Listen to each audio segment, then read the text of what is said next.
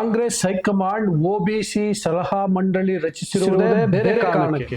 ಕರ್ನಾಟಕದಲ್ಲಿ ಮಾಡ್ತಿರೋದು ಕೂಡ ಬೇರೆ ಬೇರೆ ಕಾರಣಕ್ಕೆ. ಸಿದ್ದರಾಮಯ್ಯ ವಹಿಸ್ತಿರೋದು ಆತಿಥ್ಯವಷ್ಟೇ, ಅಧ್ಯಕ್ಷತೆಯೂ ಅಲ್ಲ, ನೇತೃತ್ವವೂ ಅಲ್ಲ. ಸಿದ್ದರಾಮಯ್ಯ ಹೆಚ್ಚು ಅಂದ್ರೆ ಏನ್ ಮಾಡಬಹುದು? ಎಲ್ಲಕ್ಕಿಂತ ಮುಖ್ಯವಾಗಿ ರಾಜ್ಯ ನಾಯಕರ ಪ್ರಸ್ತಾಪಕ್ಕೆ ರಾಹುಲ್ ಗಾಂಧಿ ಒಪ್ಪಿಗೆ ಸೂಚಿಸಿದರ. ನಮಸ್ಕಾರ, ಬುಗ್ಗಿನಕೆರೆ ಡೈರಿಗೆ ಸ್ವಾಗತ. ನಾನು ಧರಣೀಶ್ ಬುಗ್ಗಿನಕೆರೆ. ಕಾಂಗ್ರೆಸ್ ಹೈಕಮಾಂಡ್ ಒಬಿಸಿ ಸಲಹಾ ಮಂಡಳಿಯನ್ನ ರಚಿಸಿದೆ. ಈ ಬೆಳವಣಿಗೆಯನ್ನ ಸಿದ್ದರಾಮಯ್ಯ ಬಣದವರು ಸಿದ್ದರಾಮಯ್ಯ ಅವರದೇ ಅಧ್ಯಕ್ಷತೆ, ಅವರದೇ ನಾಯಕತ್ವ, ಅವರದೇ ನೇತೃತ್ವ ಅಂತೇಳಿ ಒಂದು ರೀತಿಯಲ್ಲಿ ಕೊಚ್ಕೋತಿದ್ದಾರೆ. ಇನ್ನೊಂದು ಕಡೆ ಸಿದ್ದರಾಮಯ್ಯ ವಿರೋಧಿ ಬಣದವರು ಇನ್ನು ಸಿದ್ದರಾಮಯ್ಯ ಅವರ ಕತೆ ಮುಗಿತು, ಡೆಲ್ಲಿಗೆ ಕರೆಸ್ಕೊಳ್ಳಿಕ್ಕೋಸ್ಕರನೇ ಕಾಂಗ್ರೆಸ್ ಹೈಕಮಾಂಡ್ ಇಂಥದೊಂದು ಪ್ಲಾನ್ ಮಾಡಿದೆ, ಸಿದ್ದರಾಮಯ್ಯ ಅವರು ಮುಖ್ಯಮಂತ್ರಿ ಕಚೇರಿಯಿಂದ ಈಗ ಗಂಟು ಮೂಟೆ ಕಟ್ಟಬೇಕು ಅನ್ನೋ ರೀತಿಯಲ್ಲಿ ಅವರು ವ್ಯಾಖ್ಯಾನ ಮಾಡ್ತಿದ್ದಾರೆ. ಹಾಗಿದ್ರೆ ಸಿದ್ದರಾಮಯ್ಯ ಅವರ ಪಾತ್ರ ಇದರಲ್ಲಿ ಏನು? ಸಿದ್ದರಾಮಯ್ಯ ಅವರಿಗೆ ಆಗುವಂತಹ ಲಾಭ ಏನು? ಒಟ್ಟಾರೆಯಾಗಿ ಒಬಿಸಿ ಸಲಹಾ ಮಂಡಳಿಯ ಸಭೆಯ ಉದ್ದೇಶ ಏನು, ವಾಸ್ತವ ಏನು ಅನ್ನುವಂಥದ್ದನ್ನ ಹೇಳ್ತೀನಿ. ಅದಕ್ಕೆ ಮೊದಲು ನಾನು ನಿಮಗೆ ರಿಕ್ವೆಸ್ಟ್ ಮಾಡ್ತಿದ್ದೀನಿ, ಬುಗ್ಗಿನಕೆರೆ ಡೈರಿಯನ್ನು ನೀವಿನ್ನೂ ಸಬ್ಸ್ಕ್ರೈಬ್ ಮಾಡಿಲ್ಲ ಅಂದರೆ ದಯವಿಟ್ಟು ಸಬ್ಸ್ಕ್ರೈಬ್ ಮಾಡಿ, ಲೈಕ್ ಮಾಡಿ, ಶೇರ್ ಮಾಡಿ, ಮತ್ತು ನಿಮ್ಮ ಅಭಿಪ್ರಾಯವನ್ನು ಕೂಡ ಹಂಚ್ಕೊಳ್ಳಿ. ಮೊದಲಿಗೆ ಈ ಒಬಿಸಿ ಸಲಹಾ ಮಂಡಳಿಯ ರಚಿಸಿರುವಂಥ ಉದ್ದೇಶ ಏನು ಅನ್ನುವಂಥದ್ದನ್ನು ಹೇಳ್ತೀನಿ. ಆಮೇಲೆ ಸಿದ್ದರಾಮಯ್ಯ ಅವರ ಪಾತ್ರ ಮತ್ತು ಸಿದ್ದರಾಮಯ್ಯ ಅವರಿಗಾಗುವಂಥ ಲಾಭದ ಬಗ್ಗೆ ನೋಡೋಣ.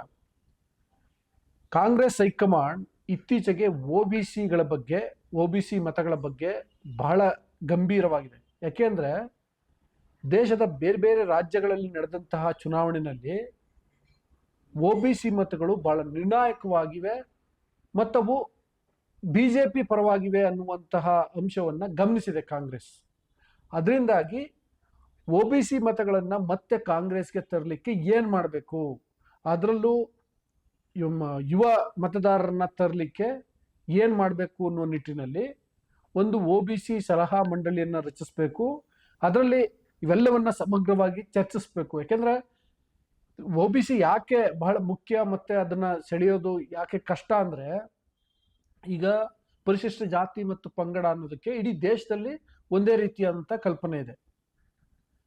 ಅಲ್ಪಸಂಖ್ಯಾತರಿಗೆ ಅವ್ರದೇ ಆದಂಥ ಕಲ್ಪನೆ ಇದೆ. ಮತ್ತೆ ಪರಿಶಿಷ್ಟ ಜಾತಿ ಮತ್ತು ಪಂಗಡದವರಿಗೆ ಸಾಂವಿಧಾನಿಕವಾಗಿ ಕೆಲವು ಮೀಸಲಾತಿ ಇದೆ, ರಾಜಕೀಯ ಮೀಸಲಾತಿಗಳಿದ್ದಾವೆ, ಉದ್ಯೋಗದಲ್ಲಿ ಮೀಸಲಾತಿ ಇದೆ, ಶೈಕ್ಷಣಿಕವಾಗಿ ಮೀಸಲಾತಿ ಇದೆ. ಅವ್ರನ್ನ ಒಂದು ಬ್ರಾಕೆಟಲ್ಲಿ ಕೂರಿಸಬಹುದು. ಅಲ್ಪಸಂಖ್ಯಾತರಿಗೆ, ಅದರಲ್ಲೂ ಮುಸ್ಲಿಮರಿಗೆ ಒಂದು ವರ್ಲ್ಡ್ ಐಡೆಂಟಿಟಿ ಇದೆ, ಮತ್ತು ಅವರನ್ನು ಕೂಡ ಒಂದು ಧರ್ಮದ ಬ್ರಾಕೆಟಲ್ಲಿ ಕೂರಿಸ್ಬೋದು. ಆದರೆ ಹಿಂದುಳಿದ ವರ್ಗದವರನ್ನ ಯಾವ ಬ್ರಾಕೆಟಲ್ಲಿ ಕೂರಿಸೋದು? ಫಾರ್ ಎಕ್ಸಾಂಪಲ್, ಕರ್ನಾಟಕದಲ್ಲಿರುವಂತಹ ಕುರುಬರು, ಈಡಿಗರು, ಗೊಲ್ಲರು, ಬಲಿಜಿಗರು, ಮತ್ತು ಮಡಿವಾಳರು, ಸವಿತಾ ಸಮಾಜದವರು, ಇದೇ ಜಾತಿಗಳು ಬೇರೆ ಬೇರೆ ರಾಜ್ಯದಲ್ಲಿ ಬೇರೆ ಬೇರೆ ಹೆಸರಿನಲ್ಲಿ ಬೇರೆ ಬೇರೆ ರೀತಿನಲ್ಲಿದ್ದಾವೆ.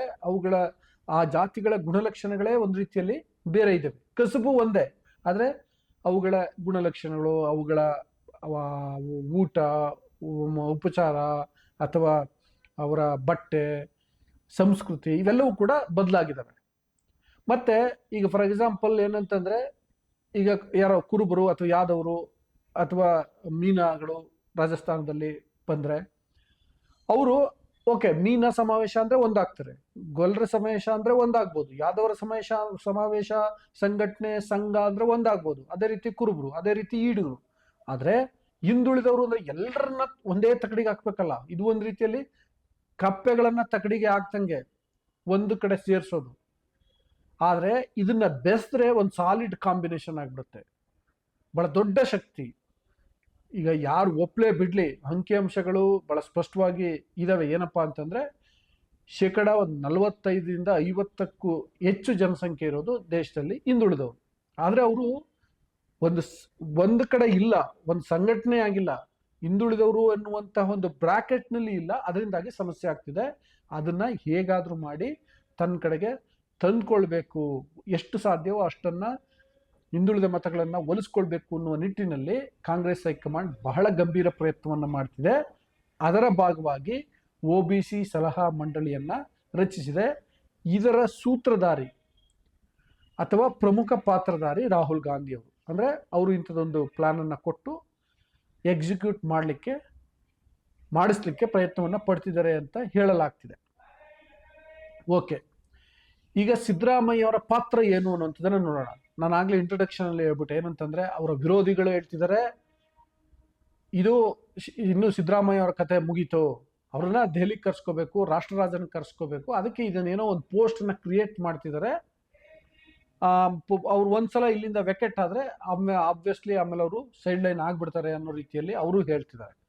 ಇನ್ನು ಸಿದ್ದರಾಮಯ್ಯ ಬಣದವರು ಅವ್ರದೊಂಥರ ಅಂಧಭಕ್ತಿ. ಅವ್ರೇನ್ ಹೇಳ್ತಿದ್ದಾರೆ ಅಂತಂದ್ರೆ, ಇಲ್ಲ ಸಿದ್ದರಾಮಯ್ಯ ಅವ್ರದೇ ನೇತೃತ್ವ, ರಾಷ್ಟ್ರ ರಾಜಕಾರಣದಲ್ಲಿ ಅವ್ರಿಗೆ ಬಹಳ ದೊಡ್ಡ ಹುದ್ದೆಯನ್ನು ಕೊಡಲಾಗಿದೆ, ಬಹಳ ದೊಡ್ಡ ಮಟ್ಟದಲ್ಲಿ ಅವರನ್ನ ಬಳಸ್ಕೊಳ್ಳುವಂಥ ಪ್ರಯತ್ನಗಳಾಗ್ತಿದ್ದಾವೆ, ಅವರು ಕಾಂಗ್ರೆಸ್ನ OBC ಸೆಲ್ನ ಪೋಸ್ಟರ್ ಬಾಯ್ ಆಗ್ಬಿಟ್ಟಿದ್ದಾರೆ ಅನ್ನೋ ರೀತಿಯಲ್ಲಿ ಅವರವರೇ ರೀತಿಯಲ್ಲಿ ಕನಸನ್ನ ಕಾಣ್ತಿದ್ದಾರೆ. ವಾಸ್ತವ ಏನಪ್ಪಾ ಅಂತಂದ್ರೆ, ಈಗ AICC ಇದೊಂದು ಲಿಸ್ಟ್ ಅನ್ನ ಬಿಡುಗಡೆ ಮಾಡಿದೆ, 24 ಜನರ ಲಿಸ್ಟು. ಅದರಲ್ಲಿ ಒಬ್ಬ ಕನ್ವೀನರ್ ಇದ್ದಾರೆ, ಅವರನ್ನ ಕನ್ವೀನರ್ ಅಂತ ಸೂಚಿಸಿದ್ದಾರೆ. ಅದೇ ರೀತಿ ಒಬ್ಬ ಸೆಕ್ರೆಟರಿಯನ್ನು ಕೂಡ ಸೂಚಿಸಿದ್ದಾರೆ. ಆದರೆ ಉಳಿದವರೆಲ್ಲರೂ ಕೂಡ ಸದಸ್ಯರು. ಸಿದ್ದರಾಮಯ್ಯ ಅವರ ಹೆಸರು ಮೊದಲಿದೆ. ಯಾಕೆ ಅಂದರೆ ಸಿದ್ದರಾಮಯ್ಯ ಅವರು ವಹಿಸ್ತಿರುವಂಥದ್ದು ಆತಿಥ್ಯ, ಅಧ್ಯಕ್ಷತೆಯೂ ಅಲ್ಲ, ನಾಯಕತ್ವವೂ ಅಲ್ಲ. ಕರ್ನಾಟಕದಲ್ಲಿ ಕಾಂಗ್ರೆಸ್ ಅಧಿಕಾರದಲ್ಲಿದೆ. ಇಡೀ ದೇಶದಲ್ಲಿ ಕಾಂಗ್ರೆಸ್ ಅಧಿಕಾರದಲ್ಲಿರುವಂತಹ ದೊಡ್ಡ ರಾಜ್ಯಗಳ ಪೈಕಿ ಕರ್ನಾಟಕ ಮೊದಲನೆಯದು. ಹಾಗಾಗಿ ಇಲ್ಲಿನ ಮುಖ್ಯಮಂತ್ರಿ ಅಂದರೆ ಸಿದ್ದರಾಮಯ್ಯ ಅವರು ಈ ಸಭೆಯ ಆತಿಥ್ಯವನ್ನ ವಹಿಸ್ತಿದ್ದಾರೆ. ಮತ್ತೆ ಯಾವುದೇ ಸಭೆ ನಡೆಯುವಾಗ ಯಾರಾದರೂ ಒಬ್ರು ಚೇರ್ ಮಾಡಬೇಕು, ಅಧ್ಯಕ್ಷತೆ ವಹಿಸ್ಬೇಕು. ಈ ಸಭೆಯ ಅಧ್ಯಕ್ಷತೆಯನ್ನು ವಹಿಸ್ಬಿಡ್ಬೋದು ಸಿದ್ದರಾಮಯ್ಯ ಅವರು. ಆದರೆ ಆಲ್ ಇಂಡಿಯಾ ಲೆವೆಲಲ್ಲಿ ಕೆಲಸ ಮಾಡಲಿಕ್ಕೆ ನನ್ನ ಪ್ರಕಾರ ಸಿದ್ದರಾಮಯ್ಯ ಅವ್ರಿಗೂ ಮನಸ್ಸಿರಲ್ಲ, ಮತ್ತೆ ಸಿದ್ದರಾಮಯ್ಯ ಅವರಿಗೆ ಆ ಜವಾಬ್ದಾರಿಯನ್ನು ಕೂಡ ಕಾಂಗ್ರೆಸ್ ಹೈಕಮಾಂಡ್ ಕೊಡಲ್ಲ. ಅದಕ್ಕೆ ಬೇರೆ ಕಾರಣವೂ ಇದೆ. ಇವರು ರಾಷ್ಟ್ರ ರಾಜಕಾರಣದಲ್ಲಿ ಆಸಕ್ತಿ ಹೊಂದಿಲ್ಲ, ಇವರಿಗೆ ಹಿಂದಿ ಬರಲ್ಲ, ಇವರು ಬೇರೆ ಬೇರೆ ರಾಜ್ಯಗಳಿಗೆ ಹೋಗಿ ಅಲ್ಲಿನ ಹಿಂದುಳಿದವರ ಬಗ್ಗೆ ಅಧ್ಯಯನ ಮಾಡಿ ವರದಿ ಕೊಡೋದು, ಶಿಫಾರಸು ಮಾಡೋದು ಇವೆಲ್ಲವೂ ಕೂಡ ಸಾಧ್ಯ ಆಗಲ್ಲ. ಹೆಚ್ಚು ಅಂದರೆ ಕರ್ನಾಟಕದ ಹಿಂದುಳಿದವರ ಪರಿಸ್ಥಿತಿ ಹೇಗಿದೆ, ಏನು ಮಾಡಬೇಕು ಅನ್ನೋದ್ರ ಬಗ್ಗೆ ಅವರು ಸಲಹೆಯನ್ನು ಕೊಡ್ಬೋದು. ಮತ್ತು ಅವ್ರಿಗಿರುವಂಥ ಅನುಭವದ ಕಾರಣಕ್ಕೆ, ರಾಜಕೀಯ ಅನುಭವದ ಕಾರಣಕ್ಕೆ, ಆಡಳಿತ ಅನುಭವದ ಕಾರಣಕ್ಕೆ ಭಾಳ ಪರಿಣಾಮಕಾರಿಯಾದಂಥ ಸಲಹೆಯನ್ನು ಕೊಡ್ಬೋದು. ಅದು ಬಿಟ್ಟರೆ ಸಿದ್ದರಾಮಯ್ಯ ಅವರು ಈ ವಿಷಯದಲ್ಲಿ ಭಾಳ ದೊಡ್ಡ ಪಾತ್ರವನ್ನು ನಿರ್ವಹಿಸ್ತಾರೆ ಅನ್ನುವಂಥದ್ದು ಸುಳ್ಳು, ನನ್ನ ಪ್ರಕಾರ ಸುಳ್ಳು.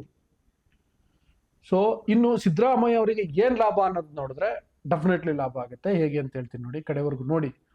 ಏನಂದರೆ ಇತ್ತೀಚೆಗೆ ನಿಮಗೆಲ್ಲ ಗೊತ್ತೇ ಇದೆ, ಏನಂದರೆ ಸಿದ್ದರಾಮಯ್ಯ ಅವರ ಬದಲಾವಣೆ ಮಾಡಿಬಿಡ್ತಾರೆ, ನಾಯಕತ್ವ ಬದಲಾವಣೆ ಆಗುತ್ತೆ, ಅಧಿಕಾರ ಹಸ್ತಾಂತರ ಆಗುತ್ತೆ ಅನ್ನೋ ರೀತಿಯೆಲ್ಲ ಚರ್ಚೆ ಆಗ್ತಿದೆ.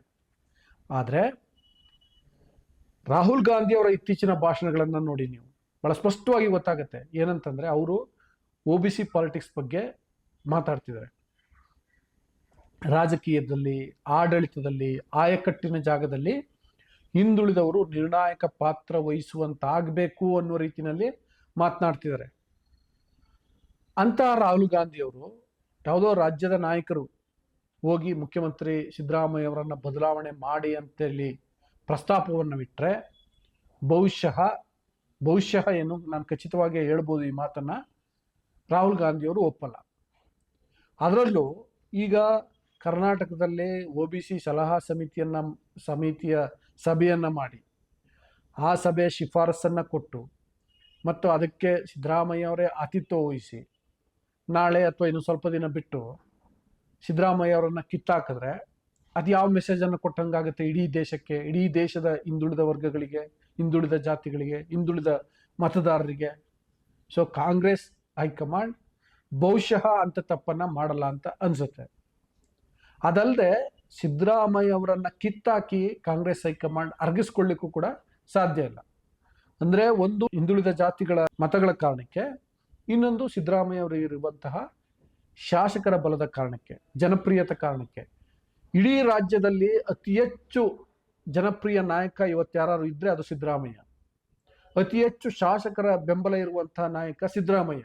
ಹಾಗಾಗಿ ಸಿದ್ದರಾಮಯ್ಯ ಅವರನ್ನು ಹೇಗೆ ತಾನೇ ಕಿತ್ತಾಕ್ಲಿಕ್ಕೆ ಸಾಧ್ಯ, ಕಿತ್ತಾಕಿ ಹೇಗೆ ತಾನೇ ಅರಗಿಸ್ಕೊಳ್ಳಿಕ್ಕೆ ಸಾಧ್ಯ ಕಾಂಗ್ರೆಸ್ ಹೈಕಮಾಂಡ್ ನಾಯಕರಿಂದ. ಸೊ ಆ ತಪ್ಪನ್ನು ಕೂಡ ಮಾಡಲಿಕ್ಕೆ ಹೋಗಲ್ಲ ಅಂತ ಅನಿಸುತ್ತೆ. ಸೊ OBC ಸಲಹಾ ಮಂಡಳಿಯ ಉದ್ದೇಶ ಏನೇ ಇರ್ಬೋದು, ರಾಜ್ಯ ನಾಯಕರ ಪ್ರಸ್ತಾಪಗಳು ಏನೇ ಇರ್ಬೋದು, ಮತ್ತು ಇದು ಮುಂದಕ್ಕೆ ಯಾವ ರೀತಿ ಪರಿಣಾಮ ಬೀರುತ್ತೋ ಏನೋ, ಇದರಿಂದ ಕಾಂಗ್ರೆಸ್ ಪಕ್ಷಕ್ಕೆ ಎಷ್ಟು ಲಾಭ ಆಗುತ್ತೋ ಏನೋ, ಆದರೆ ಸಿದ್ದರಾಮಯ್ಯ ಅವರಿಗಂತೂ ಬಹಳ ದೊಡ್ಡ ಲಾಭ ಆಗತ್ತೆ. OBCಯ ಪ್ರಮುಖ ನಾಯಕ ರಾಷ್ಟ್ರ ಮಟ್ಟದಲ್ಲಿ ಅನ್ನೋದು ಈಗ ಜಾಹೀರಾಗೋಗಿದೆ. ಸೊ ಇವರನ್ನ ಈ ಹಂತದಲ್ಲಿ ಕಿತ್ತಾಕ್ಲಿಕ್ಕೆ ಸಾಧ್ಯ ಇಲ್ಲ. ಅದರಿಂದಾಗಿ ಈ ಸಲಹಾ ಮಂಡಳಿ ರಚನೆ ಮಾಡಿರೋದು ಮತ್ತು ಅದು ಕರ್ನಾಟಕದಲ್ಲಿ ಮೊದಲ ಸಭೆಯನ್ನು ನಡೆಸ್ತಿರೋದು ಸಿದ್ದರಾಮಯ್ಯ ಪಾಲಿಗೆ ವರದಾನವಾಗಿದೆ. ಅದರಿಂದಾಗಿ ಅವರಿಗೆ ಲಾಭ ಆಗೇ ಆಗುತ್ತೆ. ಅವರನ್ನು ಸದ್ಯಕ್ಕಂತೂ ಮುಖ್ಯಮಂತ್ರಿ ಸ್ಥಾನದಿಂದ ಕಿತ್ತಾಕ್ಲಿಕ್ಕೆ ಸಾಧ್ಯ ಇಲ್ಲ ಅಂತ ಹೇಳ್ತಾ ಇವತ್ತಿನ ವಿಡಿಯೋವನ್ನು ಮುಗಿಸ್ತಿದ್ದೀನಿ. ಮುಗಿಸೋಕೆ ಮುನ್ನ ಮತ್ತೊಮ್ಮೆ ನಾನು ನಿಮಗೆ ರಿಕ್ವೆಸ್ಟ್ ಮಾಡ್ತಿದ್ದೀನಿ. ನಾನು ನಿಮ್ಮ ಆರಂಭದಲ್ಲಿ ಹೇಳಿದೆ ವಾಸ್ತವವನ್ನು ನಿಮ್ಮ ಮುಂದೆ ಇಡ್ತೀನಿ ಅಂತ. ನನ್ನ ಪ್ರಕಾರ ಇದು ವಾಸ್ತವ, ದೆಹಲಿ ಮತ್ತು ಕರ್ನಾಟಕದ ಮೂಲಗಳಿಂದ ತಿಳಿದು ಬಂದಿರುವಂತಹ ವಾಸ್ತವ. ಇದನ್ನು ನಿಮ್ಮ ಮುಂದೆ ಇಟ್ಟಿದ್ದೀನಿ. ನಿಮ್ಮ ಅಭಿಪ್ರಾಯ ಏನು ಅನ್ನೋದನ್ನು ನೀವು ಕಮೆಂಟ್ ಬಾಕ್ಸಲ್ಲಿ ತಿಳಿಸಿ. ನಿಮ್ಮ ಅಭಿಪ್ರಾಯ ಕೂಡ ಬಹಳ ಬಹಳ ಮುಖ್ಯ, ತಿಳಿಸಿ. ಜೊತೆಗೆ ಪುಗಿನಕೆರೆ ಡೈರಿಯನ್ನು ಸಬ್ಸ್ಕ್ರೈಬ್ ಮಾಡಿ, ಬೆಲ್ ಬಟನ್ ಪ್ರೆಸ್ ಮಾಡಿ, ಈ ವಿಡಿಯೋವನ್ನು ಬೇರೆಯವ್ರಿಗೂ ಕೂಡ ಶೇರ್ ಮಾಡಿ. Thank you.